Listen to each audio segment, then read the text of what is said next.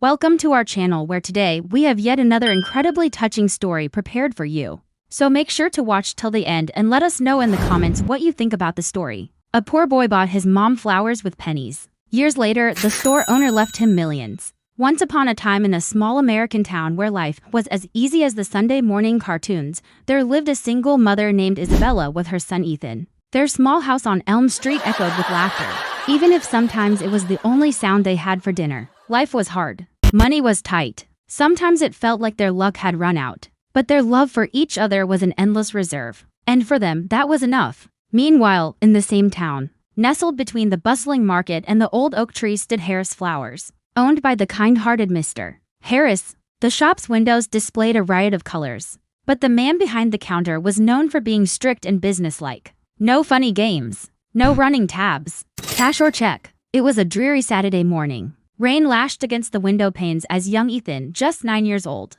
trudged towards Harris Flowers. Each step was a small victory against the heavy downpour. Wrapped in a threadbare coat, his shoes more holes than leather, the boy navigated the rain-slicked streets. In his hand, he clutched a few copper pennies, each one a shiny promise of something better. As he pushed open, the bell above the shop door jingled, announcing his arrival. Behind the counter stood Mr. Harris, his face etched with lines of hard work and few smiles. At the sight of the drenched boy, he raised an eyebrow, silently questioning his presence. But Ethan, ignoring the chill in both the air and the shopkeeper's demeanor, walked confidently to the counter. He placed the pennies on the worn surface, their metallic clink echoing in the silence of the shop. Harris glanced at the coins, then back at the determined set of the boy's jaw. In a small, shaky voice, Ethan said, "Mr. Harris, please." He paused, gathering his courage. "Is this enough for just one flower?" His eyes, wide and earnest, held the unspoken question. One flower for his mother. The shop was silent for a moment, the ticking clock on the wall the only witness to the exchange. Outside, the rain continued its relentless drumming. Inside, Mr. Harris wrestled with something. Was it just a child's request or a mirror reflecting his own forgotten values? The penny sat on the counter, a tangible reminder of the countless dreams they represented. Slowly, a smile, hesitant at first, spread across Mr. Harris's face. It was a rare sight, but today it was for Ethan. "Son," he said, his voice softening, "you've got enough here for the best flower in this shop." Ethan's eyes widened in disbelief. "Really?" he whispered. Harris, with a twinkle in his eye, picked out a long-stemmed red rose, its velvety petals unfurling like a secret. He wrapped it in a clean tissue paper, securing it with a satin ribbon. The rose, symbolic of love and passion, seemed to glow brighter than usual. As Ethan took the rose, its fragrance filling his senses, he whispered, "Thank you, sir. My mom's going to be so happy." In that moment, the rain outside seemed to dance in joy. The bell above the door chimed again, marking not just the exit, but the beginning of a bond that transcended mere business. Harris watched Ethan disappear into the rain, a single red rose held high above the puddles. He thought to himself, that boy doesn't even know he's richer than most people, because he has love that money can't buy. Years rolled by like seasons, painting the landscape of life with different hues. Ethan grew taller, his shoulders straighter, his steps surer. The penny he once proudly offered became a nickel, then a dime, and eventually dollar bills in his hands. Yet through it all, the core of his character remained unchanged. Harris, too, aged gracefully, his smile lines deepening, his eyes twinkling with stories untold. He saw Ethan mature not just in age, but in spirit. He noticed how Ethan always lent a hand, how he stood up for those who couldn't, how his kindness knew no bounds. And Harris kept all these moments in his heart, cherishing them like precious gems. One spring morning, the cheerful chirping of birds was abruptly silenced by the somber tones of the town crier. Harris, the beloved owner of Harris Flowers, had passed away peacefully in his sleep.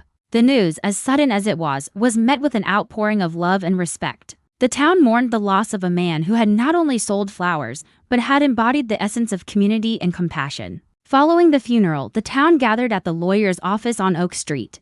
They were there for the reading of the will, yet none were prepared for what followed. Harris's will stipulated that his entire estate, including his business and personal wealth, was to be transferred to Ethan. Yes, the simple boy who had once bought a rose with pennies was now the inheritor of a fortune. But this was no whimsical decision. This was Mr. Harris's way of acknowledging the character he had seen in Ethan over the years. The lawyer read, "I leave my estate to Ethan not because he is rich in money, but because he is rich in spirit. He has shown the world that true wealth lies in kindness and empathy." The room, which had been buzzing with murmurs, fell silent. The weight of Mr. Harris's words hung in the air, thick and heavy. News of Ethan's sudden wealth spread through the town like wildfire. Some envied, some questioned, but most admired Ethan's integrity. For them, it wasn't surprising that Mr. Harris had chosen him. After all, they had seen Ethan's unwavering spirit, his kindness, and his big heart.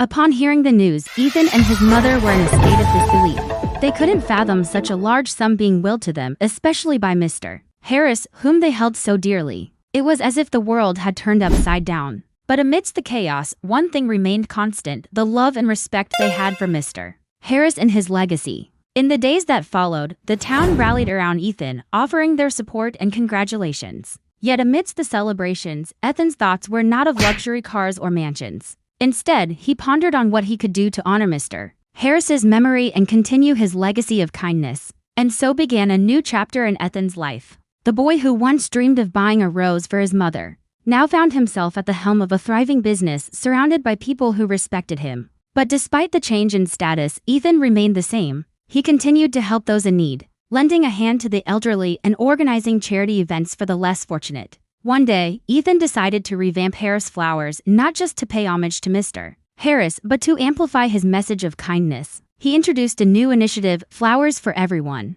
where anyone who walked into the store would receive a complimentary flower, regardless of their ability to pay. This initiative was a resounding success. People loved the idea and the sentiment behind it. Soon, other flower shops in town followed suit, inspired by Ethan's generosity. Years turned into decades and Ethan's legacy grew. He became a beacon of hope and generosity, proving that true wealth lay not in material possessions, but in the profound impact one could have on the world. And all of this stemmed from a single rose. A rose that cost him nothing but pennies, yet was worth more than millions. If you enjoyed this story, don't forget to give it a thumbs up. Thank you for watching. Until next time, stay blessed.